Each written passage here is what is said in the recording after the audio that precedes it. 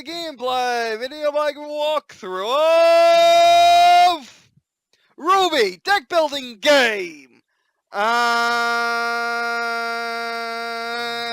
And despite here we are playing this game again.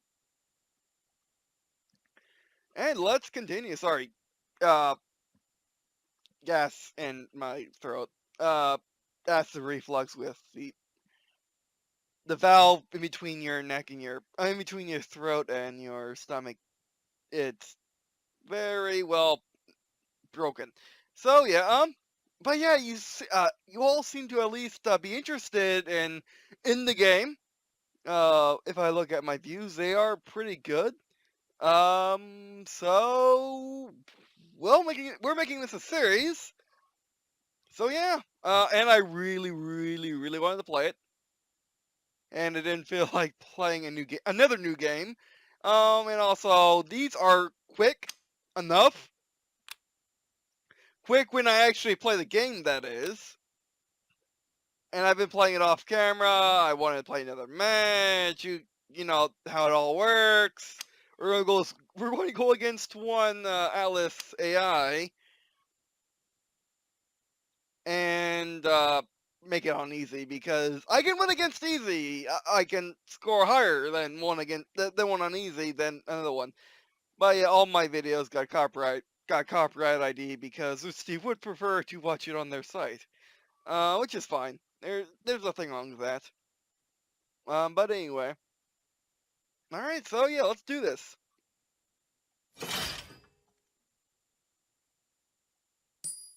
And besides this one song, you're not missing anything. I would, wait. Can you customize these cards? Wait, we probably should explore the UI a bit more. But yeah, so I'm a bit tired. I probably shouldn't be recording since I recorded 2 sessions, but I want to, have even more stuff recorded. Which, by the way, you may notice something different. Yes, I got a different picture. You can change your profile picture by Prairie Champion Weiss. That's probably from playing off camera, okay. I mean, you don't get much of a choice. But yeah, you can basically left-click on your profile picture and switch between a couple characters. Pretty much everyone's favorites, let's be honest. Okay. And I am not confident in playing against humans. Which probably this is from the premium pass. I think I know that already. And I did play the phone version. The phone version is pretty much this made for Android. It gets the job done. The counts are the same as far as I can tell. There's nothing wrong with it. The only thing I would like is zoom, pinch, pinch zoom, whatever zoom is on phones, whatever the action is, that. I will love that. I would love being able to zoom in on the phone version. But yeah, and also what I would like is the ability to change your starter deck from all the cards you have. That's even a possible thing to do. And also, this is how the game works, by the way, which I'll show right now. Yes, this is how the game works. I love that feature, by the way, being able to just rejoin a game. Oh yeah. Indeed. But this is how the game works. All right, you and your team of 2 to 4 people are going against bosses. The bosses have their own deck, and they are deploying cards. You get score by taking the boss's cards and putting them into your own deck, as in taking out opponents and stuff. So you get victory points not only from taking down bosses who reward the most, but also from just taking down cards. So in theory, you can win by never killing a boss, but that pretty much relies on the fact that your teammates never use never use the cards laid out on top. When it is the teammate's turn, they send their cards on the board just like you would. However, you can't see. Basically, you pull cards every single turn, so you don't know who's going to draw next. It is completely random, although it's strategically random, as in, if you get all Valor cards, you're going to deploy only Valor cards. And can we look at these? No. Ruby sleeve. Very descriptive. But yeah, and some other suggestions before we get underway. I would love to have a paid version of this game that can be played offline, because I presume if the phone version can't be played offline, the phone version cannot be played offline, by the way. And I don't know about the Steam version, but I would assume so. I would love a $15 version of the game, 15, 30, around there. Would I pay more than 30 for this game? I don't think so. I think 30. I think 15 would be perfect. 15 or 30, depending on what you're throwing. Like for example, 15 for offline play. I would love this offline on my phone for $15. Even if I had to pay $15, through the Google Store, I would totally do that. And it will be amazing. Either play the game for free, because I probably won't buy anything. Let's be honest. When I play free-to-play games, I try only to buy essentially DLC or expansion packs, like Wolf Tanks. I buy a vehicle which I can play hundreds of hours. I can get my $59 out because I can play against tier 10 opponents with my tank, get hundreds of hours of enjoyment out of. I would totally pay $15 for this game right here, right now. Yes, right here, right now. I actually have it in my Steam library. I actually have enough money in my Steam library to, and on phone to have the honor of at least playing offline and supporting the developer. However, I would love it to come with the premium pass and some. I would love the paid for version. The offline paid for version would come with offlineness.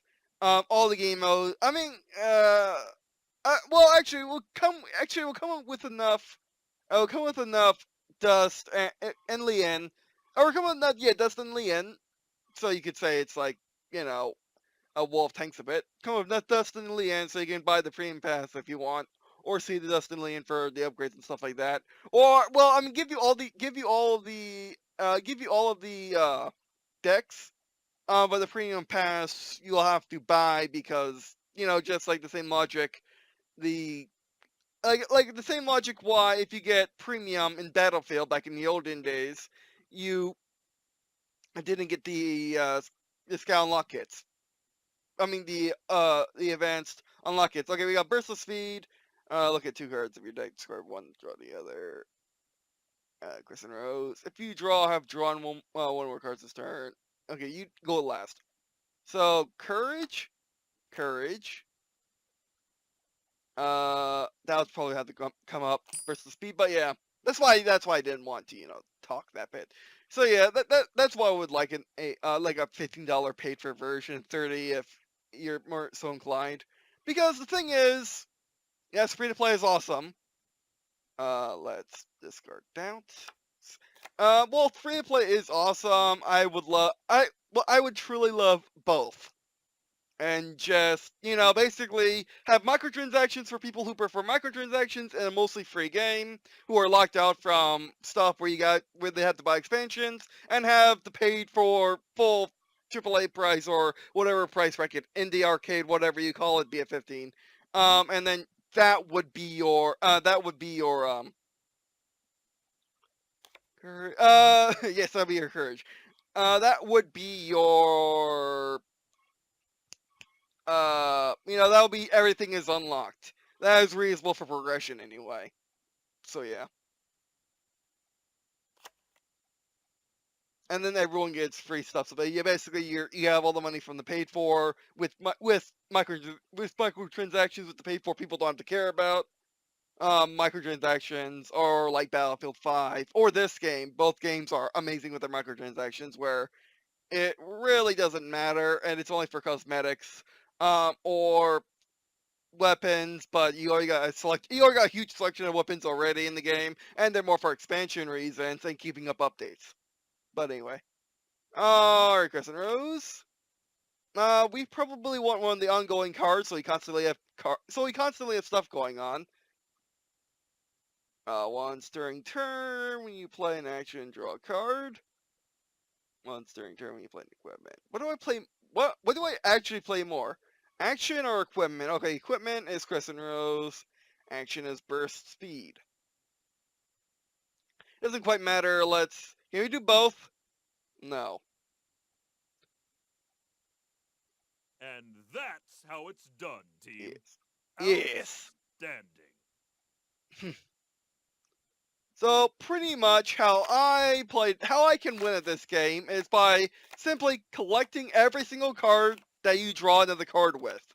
And then just using my Courage Valor spam to upgrade my power. Because it's only the power I can win today. Alright, let's see if we can fail. Which explains this mechanic. Like, this is not the enemy deck, or the opposing deck. This is not Nora's deck. This is actually the enemy's deck. It belongs to the boss. It's obvious by the fact the boss is over here. The card goes into Grim. I noticed how the cards were acting weird. Where, you know, when their turn goes, you see the cards, you see their hand, and then they put it on here, and they take a card from there, it goes up there. I noticed this, especially with the trap card. I just assumed it was theirs because I've been indoctrinated by other card games. Then they come out of this deck. This is the boss deck. Alright, so burst of speed. Coliseum. Discard to discard, or do the opposite. We want the MHA Coliseum so we can get this melee. There we go. So we can play this. Put in ongoing. So now we get that upgrade. Essentially, ongoing just means upgrades. Okay, let's do you. In turn. So, and also, I don't worry about the first couple of bosses. I basically do my whole steamroll thing, so you watch them closely. They're building up the power. The power will allow them to beat the boss or use the cards. I wish there was an option to set it so you can see the opposing team, the AI opposing team go slower than that, so you can actually see what they're doing. I presume if you're playing multiplayer, it happens in real time. And there are limits for those of you that prefer those. Okay, let's get courage. That does nothing. As it kind of should. Do you? Do we upgrade down? Actually, no. We get defense and draw card. And turn.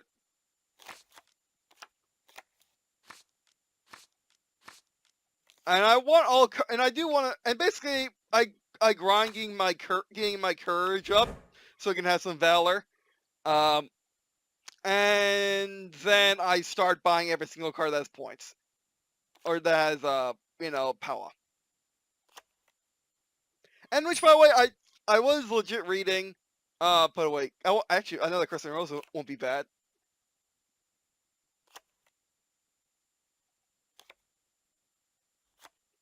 Seven. Oh, get another more. Don't ask questions. However, if I see a higher power card, I get the higher power card. So essentially, my dynamics are get cards that get you cards, get easier upgrade cards because I'm going to need them for my courage spam, or my valor spam, and get defense and every single card that gives you power. That gives you good power. Spinning, random card. I need to stop upgrading the rebuild semblance. And basically what these do is give you more of the character-specific cards, like Chris and Rose and Burst of Speed. Yeah, I remembered. Actually, get a Valor card now. We can only get one. Signature action or Valor. You know what? Actually, because with Ruby, it's just instinct. It's more cards, so yes, I want that.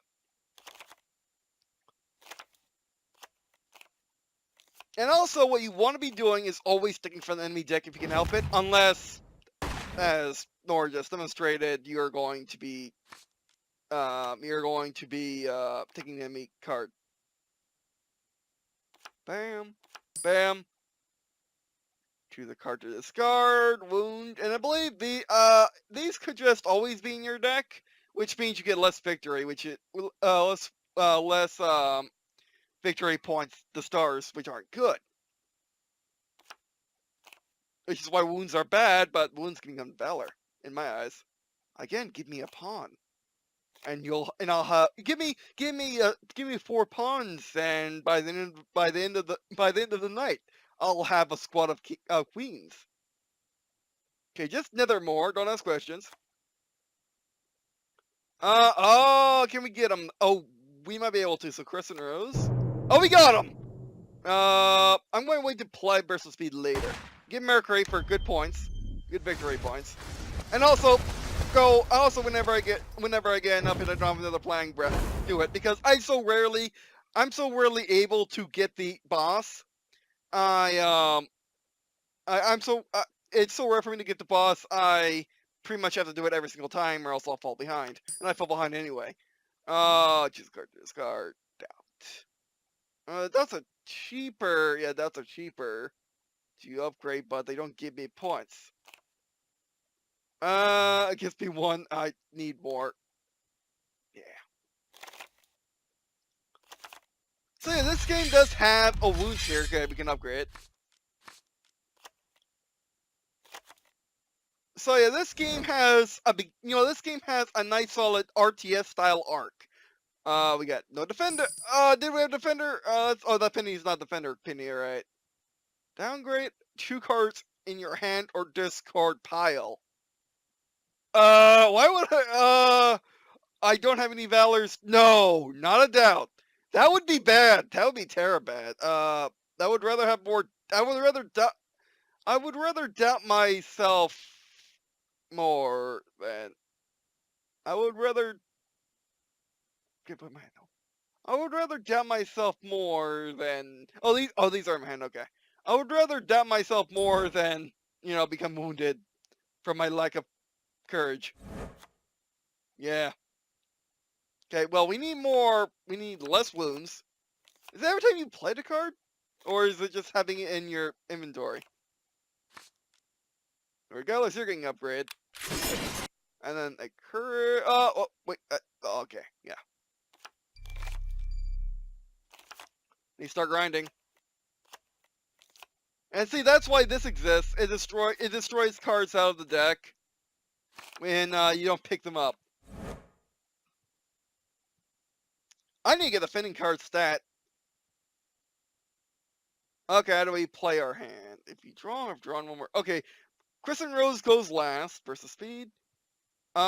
Doing this early makes sense. Let's do courage because it's smart.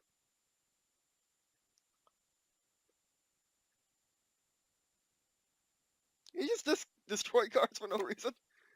I don't. This is not the game for that. We'll doubt ourselves later. Let's go for the takedown.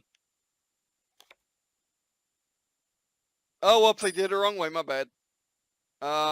Let's wound ourselves later, so we can get Mercurius. And then we doubt. In order to have courage, we have Mercury for reasons, and we're done. Boss time. See, everything's better when I'm not half asleep and learning a game. But yeah, I guess what could have gone down better is having Osbin in the tutorial, like, first thing explain is how the game actually works. Like, again, because I was really not understanding how the game worked. I was getting how to play the game, but not how the game worked. Like, what is the objective of game?